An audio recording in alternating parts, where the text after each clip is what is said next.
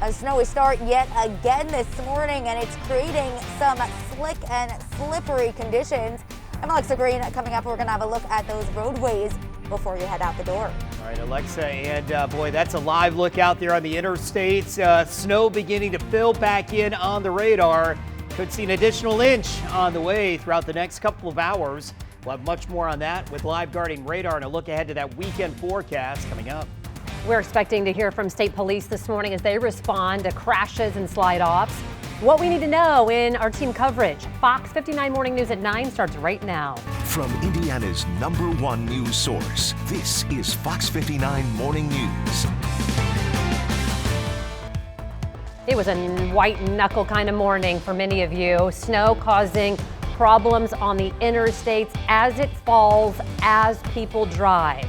Emergency crews very busy this morning. Our team coverage starts right now. Let's start off with Jim right now, and then we'll get a look from the roads with Alexa. Yeah, it is messy out there, guys, and that second round beginning to fill back in now on the radar. Again, that's a live look downtown and really reducing our visibility as the snow is beginning to pick back up.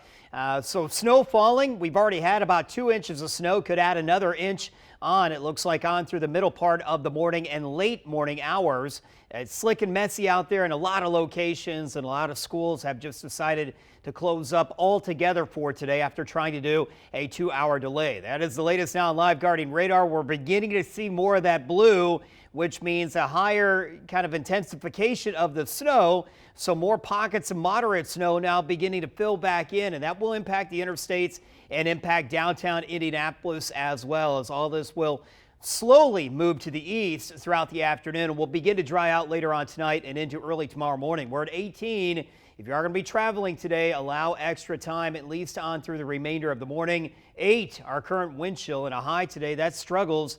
We're talking a high only at 25 degrees. It has been a busy morning out there. Alexa Green has been all over it. I know it looks like the latest, at least from where you're at, are the neighborhoods that look untouched. Alexa? That's exactly right. Good morning to you, Jim. We're keeping an eye on some of those side streets and those neighborhood streets because that seems to be a major issue this morning. As you had just mentioned, the snow, it had stopped for a little bit this morning, but as you can see right now here in downtown Indy, it is flurrying yet again. We're on St. Clair Street. Want to show you these conditions because obviously there is a light coating of snow on the roadways. A lot of it now really just slush. We've seen some DPW trucks, they go out and about, but this snow is falling at a pretty heavy rate. And so it's really just hard for them to keep up. One thing that we are keeping, again, a close eye on this morning is some of those side and those neighborhood streets that haven't been plowed. As Jim has been mentioning, some of these bitter cold temperatures, that's going to create a problem as this day goes on when some of that snow and some of that slush freezes over. So something you want to keep in mind this morning. If you are heading out the door sometime in the next hour or so, you want to give yourself plenty of time because looks really are deceiving this morning. The roadways, they might look like they're in good shape, but to be honest with you, we've been out here all morning long and it is slick and slippery. Guys, we'll send it back to you. All right, Alexa, thank you. And we have seen so many crashes this morning on the roads. Joining us on the phone this morning, Sergeant John Perrine with Indiana State Police. Sergeant, first of all, you tweeted about an hour ago that your troopers in the Indianapolis district are currently on the scene of several crashes. What's the status right now? Those crashes are still coming in. Our biggest area right now is I-65 south of the city. We're responding to dozens of slide-offs and crashes down around Franklin right now. We have a live picture of actually showing that situation right now, and traffic is moving very slow as your troopers actually investigate this crash. What are some of the other things that you're seeing out on the roads that drivers need to be aware of? Well, people are just going too fast. We with a light snow like this, we get a false sense that the roads are clear, and they appear to be. The problem is the ramps aren't, and you go to change lanes, there's slush between the lanes. And the snow's continuing to fall, so people just need to be prepared for those hazardous road conditions. Leave early and just slow down. I know I sound like a broken record, but that is truly the root of almost every crash is people going too fast. Before we go, any other reports from the other districts in the state? I have not had a chance to look yet. I'm actually out responding to crashes myself right now. So maybe later this afternoon when things settle down, I'll get those numbers out with you. All right, Sergeant John Perrine with Indiana State Police. Be careful out there, sir, and we appreciate your time. All right, take care, Daniel.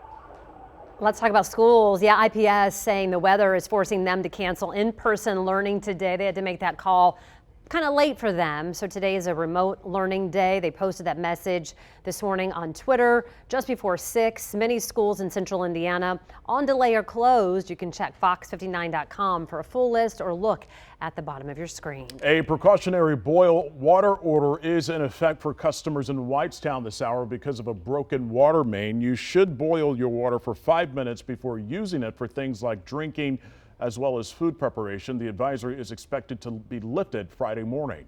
Now to the latest on the coronavirus. President Biden now calling on states to prioritize teachers in their vaccine distribution plans. The Indiana Teachers Association said educators already have done what they can to keep COVID out of the classroom and need to have protection themselves.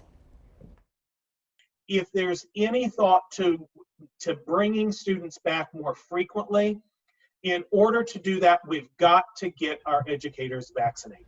The state health department said that it can't vaccinate teachers until it gets more doses. A spokesperson told us their data shows the rate of COVID transmission within schools is very low. State health leaders say age still is the #1 cause of COVID-19 hospitalizations and deaths, which is why they're sticking, they say, with an age vaccination approach right now. The Pentagon is trying to convince reluctant service members to accept the COVID vaccine. The Department of Defense reveals only around 2/3 of troops have gotten inoculated. About 1/3 of service members offered the vaccine have declined. The military has the vaccine through an emergency authorization, meaning officials cannot force it on the troops. Nobody's trying to hide anything here. It's in our interest to be as open and as transparent as we can, and we're trying to do that. People, it's a voluntary vaccine. People decide for themselves if they want it or not, and we have to respect that decision-making process. The Pentagon says they do want to ease any fears or concerns and may have found a way to convince the skeptics. Deployment.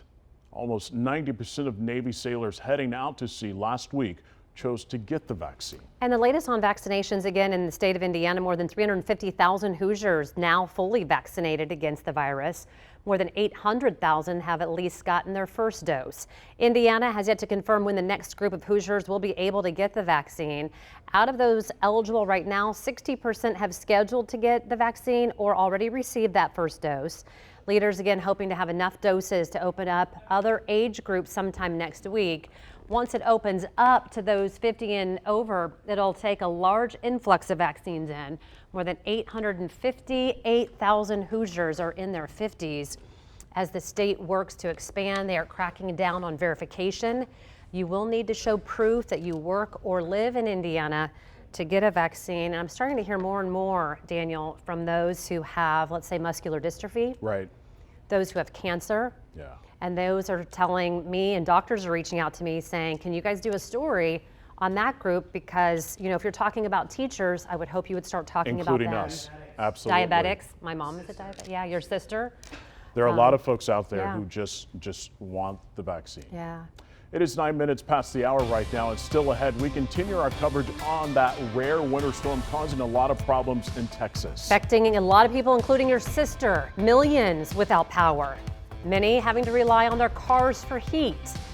That is dangerous. We're going to break down the latest on the investigation into the state's power company and those rolling blackouts. And looking at the forecast down in Texas later on this weekend, it will warm up there.